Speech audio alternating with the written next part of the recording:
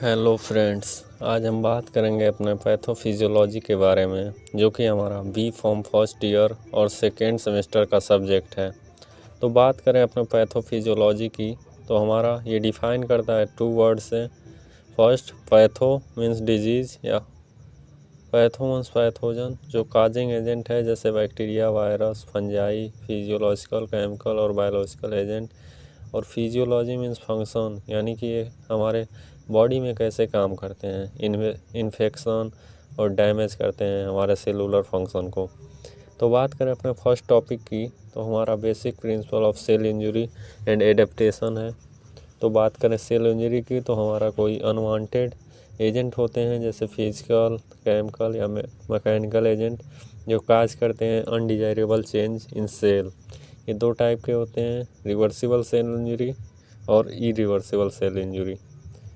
अब बात करें अपने अदर टॉपिक की, तो जैसे होम्योस्टेटिस है, ये भी खुद को डिफ़ाइन कर रहा है, जैसे homeo means same and stasis means state, यानी कि हमारी बॉडी खुद के माहौल के हिसाब से कैसे चेंज कर ले, वो हमारा है होम्योस्टेटिस है।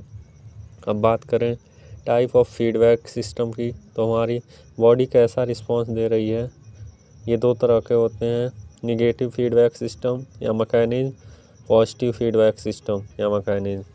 अब बात करें अपने कॉजेज ऑफ सेल इंजरी की, तो हमारा रिवर्सिबल और नॉन रिवर्सिबल या फिर पैथोजिनेसिस भी कहते हैं। रिवर्सिबल के सब पार्ट होते हैं, जैसे पहला सेलुलर स्वेलिंग और दूसरा सेल मेम्ब्रेन डिस्टर्बेंस। ऐसे ही पैथोजेनेसिस या नॉन रिवर्सिबल के भी सब पार्ट होते हैं, जैसे नेक्रोसिस और एडेप्टेशन। नेक्रोसिस की बात करें तो हमारा सेल के इंटरनल सिस्टम को डैमेज करेगा, जैसे cell membrane damage, mitochondrial damage, ribosomal damage, nuclear damage. Morphology of cell injury की बात करें, जिसे हम एडेप्टिव चेंज भी कहते हैं, तो ये हमारा एडेप्टिव चेंज करता है, जैसे एट्रोफी माने सेल श्रिंक हो जाएगा, सिकुड़ जाएगा। हाइपरट्रॉफी की बात करें तो हमारा हाइपर लगा हुआ है, माने कि सेल का साइज बढ़ जाएगी एबनॉर्मल से ज़्यादा। हाइपरप्लेसिया की बात करें तो इसे सेल बहुत जल्दी अपने नंबर बढ़ाता है। मेटाप्लेसिया की बात करें तो ये हमारे सेल का शेप ही चेंज कर देता है। डिस्प्लेसिया की बात करें तो इसमें नॉर्मल सेल बढ़ता है, बट इसमें सेल एक ही साइज़ का रह जाता है। अब बात करें सेल स्वेलिंग की, तो हमारा सेल का सूज जाना हमें थप्पड़ पड़ने पर होता है, जैसे वैसे ही। इंट्रासेलुलर एक्युमुलेशन की बात करें तो हमारे सेल के अंदर कुछ चीज़ें इकट्ठा हो जाती हैं, जैसे blood, protein, carbohydrate, lipid, water या अदर चीज़ों का इकट्ठा हो जाना। कैल्सिफिकेशन की बात करें तो हमारा जो कैल्शियम आयन है वो बॉडी के टिश्यू, ब्लड वेसल्स या ऑर्गन्स में इकट्ठा हो जाता है और सेल फंक्शन को डिस्टर्ब करता है। एल्केलोसिस की बात करें तो हमारे हाई लेवल ऑफ एल्केलाइन हमारे टिश्यू फ्लूइड जमा हो जाते हैं, इसको एल्केलोसिस कहते हैं। अब बात करें एसिडोसिस की, तो हमारे सेल या टिश्यू में एसिड बढ़ जाता है, तो इसे एसिडोसिस कहते हैं। इलेक्ट्रोलाइट इम्बैलेंस एंजाइम लिंकेज की बात करें तो हमारे इलेक्ट्रोलाइट हैं बॉडी फ्लूइड को बैलेंस करते हैं। अगर ये इम्बैलेंस होते हैं, जैसे sodium, potassium, magnesium, calcium, chlorine, sucrose, dextrose, sulphate, तो हमारे शरीर काज करते हैं। Vomiting, diarrhoea, dysentery, fever, sweating, ये सब काज करते हैं। अब बात करें नेक्स्ट टॉपिक की, तो हमारा basic mechanism involve in the process of inflammation and repair की, तो इसमें नॉन स्पेसिफिक डिफेंस मैकेनिज्म काम करता है। क्लिनिकल साइन काज करता है, जैसे redness, heat, swelling, pain, function difficulties, ये सब फॉर्म करता है। Different type of inflammation mechanism की बात करें तो हमारा एक्यूट और क्रोनिक होते हैं। अब बात करें basic principle of wound healing की इन द स्किन के बारे में, तो हमारा रिपेयर और रीजनरेट ऑफ सेल होता है। अब बात करें इसके टाइप की, हमारा प्राइमरी यूनियन और सेकेंडरी यूनियन होते हैं। स्टेज ऑफ वुंड हीलिंग की बात करें तो हमारा हीमोस्टेटिस, इन्फ्लामेशन, ग्रेनुलेशन, रीमोडुलेशन 4 टाइप के होते हैं। पैथोफिजियोलॉजी ऑफ एथेरोस्क्लेरोसिस की बात करें तो ये डिफाइन करता है initiated by the activation of endothelial and accumulation of lipid bolus element and calcification. अब बात करें अपने यूनिट सेकेंड के बारे में तो हमारा कार्डियोवास्कुलर सिस्टम है, यानी कि वही हार्ट और सर्कुलेशन, जिसे हम सर्कुलेटरी सिस्टम कहते हैं। हम जानेंगे इनके डिजीज़ के बारे में, जैसे hypertension, congestive heart failure, ischemic heart failure के अंदर आते हैं angina, myocardial infection, atherosclerosis and arteriosclerosis. इन सब के बारे में हम डिटेल जानेंगे। अब बात करें नेक्स्ट टॉपिक की तो हमारा रेस्पिरेटरी सिस्टम है, यानी कि श्वसन तंत्र। इसमें हम अपने अस्थमा, COPD के बारे में बात करेंगे, जानेंगे। अब बात करें नेक्स्ट टॉपिक की तो हमारा रीनल सिस्टम है। इसमें acute and chronic renal failure होता है। एक्यूट रीनल फेल्योर की बात करें तो एक्यूट किडनी फेल्योर या एक्यूट किडनी इंजरी कहते हैं। इसमें जो इंजरी होती है वो शॉर्ट टाइम के लिए होती है और इजीली ट्रीट हो सकता है। बट क्रोनिक रीनल फेल्योर जो लॉन्ग ड्यूरेशन इंजरी होती है और नॉन ट्रीटेबल होते हैं। अब बात करें अपने यूनिट थर्ड की तो हमारा हीमेटोलॉजिकल डिजीज़ है, यानी कि हीम आया है मतलब ब्लड से रिलेटेड डिजीज़ है। इसमें मेनली एनीमिया आते हैं, जिसमें iron deficiency anaemia, megaloblastic anaemia, sickle cell anaemia, thalassaemia, hereditary acquired anaemia और हीमोफीलिया आते हैं।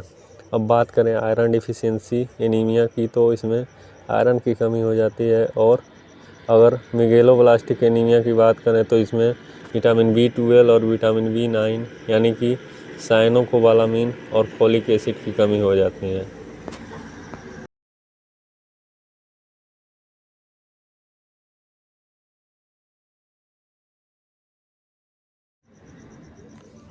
और बात करें फोलिक एसिड की कमी हो जाती है। और बात करें सिकल सेल एनीमिया की, इसमें RBC की शेप सिकल यानी कि हंसिया जैसी हो जाती है।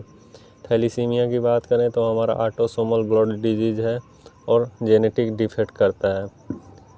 हेरिडेटरी एक्वायर्ड एनीमिया की बात करें तो ये हमारा इनहेरिटेड होता है और पेरेंट जीन से पास होके और चिल्ड्रन में आता है। बात करें हीमोफीलिया की तो इसमें ब्लड नॉर्मली क्लॉट नहीं होता है, इसमें क्लॉटिंग एजेंट जैसे विटामिन K की कमी हो जाती है और मेनली। अब बात करें नेक्स्ट टॉपिक की तो हमारा एंडोक्राइन सिस्टम है, यानी कि हमारे डक्टलेस ग्लैंड जो कि हार्मोन को डायरेक्ट ब्लड में रिलीज़ करते हैं। इसमें हम अपने डायबिटीज़ जो कि शुगर वाले डिजीज़ के बारे में जानेंगे। थायराइड डिजीज़ यानी कि गले में होता है, जो कि थायरोक्सिन, थायरोनिन और कैल्सीटोनिन रिलीज़ करता है। इसके डिफिशियंसी के बारे में जानेंगे। अब बात करें डिसऑर्डर ऑफ सेक्स हार्मोन की तो हमारा पॉलीसिस्टिक या ओवरी सिंड्रोम, इनके डिजीज़ के बारे में जानेंगे। अब बात करें नेक्स्ट टॉपिक की तो हमारा गैस्ट्रोइंटेस्टाइनल सिस्टम है, यानी कि वही GI ट्रैक या एलिमेंट्री कैनाल है। इसमें हम सिंपली पेप्टिक अल्सर यानी कि जो छाले हो जाते हैं हमारे माउथ, इसोफेगस या GI ट्रैक में या डाइजेस्टिव ग्लैंड में, इन सब के बारे में जानेंगे।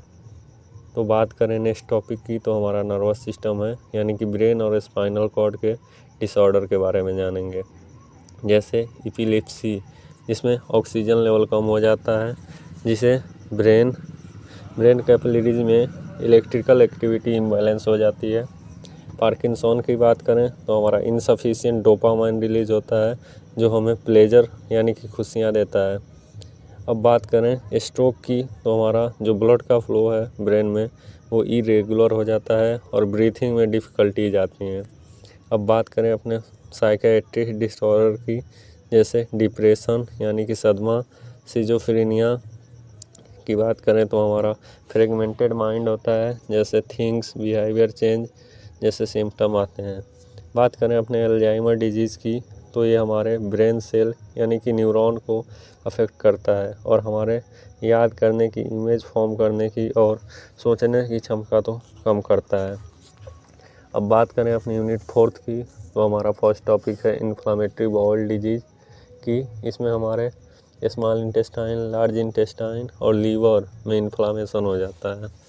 जॉन्डिस की बात करें तो हमारा पीलिया है, इसमें सिंपली लीवर का साइज इनलार्ज हो जाता है और येलो या ग्रेइश कलर का हमारा स्किन, टंग, आई या होल बॉडी का कलर हो जाता है, जिसमें सिंपली बिलीरुबिन लेवल हाई हो जाता है। अब बात करें अपने हेपेटाइटिस की, तो इसमें लीवर टिश्यू इन्फ्लाम हो जाता है और टेम्पोररी या एक्यूट या क्रोनिक हो सकता है। ये कई टाइप के होते हैं, जैसे ABCDEF टाइप के हो सकता है।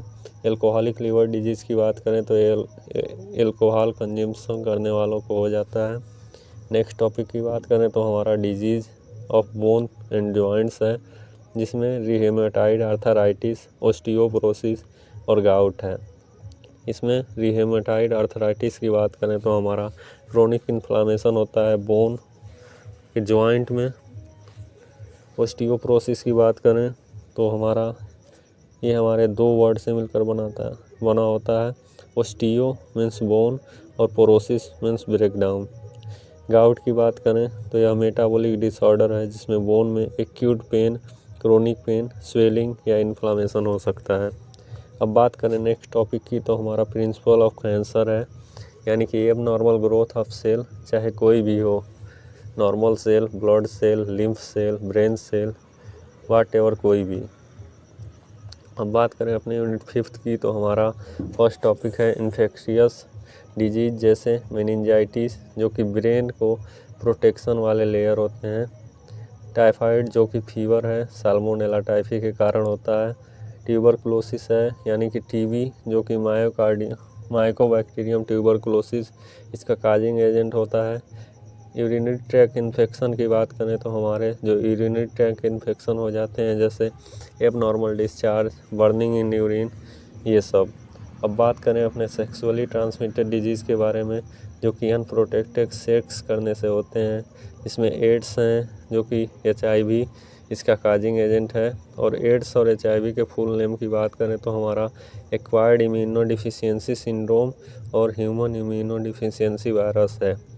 सिफिलिस की बात करें तो हमारा वर्ल्ड वाइड डिजीज़ है, जो कि मेन 15 से 39 साल के लोगों को अफेक्ट करता है, जो कि सेक्सुअली ट्रांसमिटेड डिजीज़ है। गोनोरोइया की बात करें तो ये भी सेक्सुअली ट्रांसमिटेड डिजीज़ है, अफेक्ट करता है जब आप इन्फेक्टेड पर्सन के कांटेक्ट में आते हैं, जैसे माउथ, सलाइवा, इन सब चीज़ों से। तो ये था आज का हमारा लेक्चर। तो आई होप आज का वीडियो आपको अच्छा लगा होगा। अगर वीडियो आपको नॉलेजफुल लगा हो तो आप चैनल सब्सक्राइब कर लें और बेल आइकॉन हिट कर लें, ताकि ऐसे वीडियो डालो तो सबसे पहले आप तक पहुँचे। लाइक और कमेंट ज़रूर करें। Have a nice day. Thank you.